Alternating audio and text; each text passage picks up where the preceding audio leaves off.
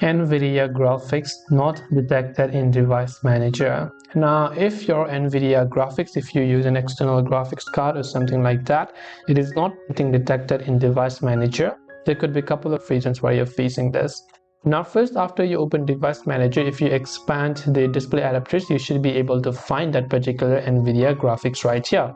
But just in case you don't find it, you can also choose to add it manually. Click on the file option from the top right, or this action option, then just go to this add legacy hardware button.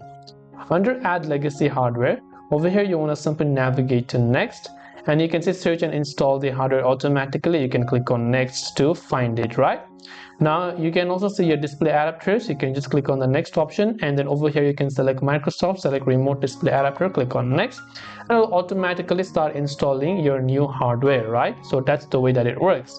If that doesn't work, then you can also first of all try to scan for hardware changes right here, and you can also try to go to this add drivers manually option and just place where you've installed the graphics driver. Then you can just click on the next option to install automatically for those. After you've done that, most likely it should show up over here.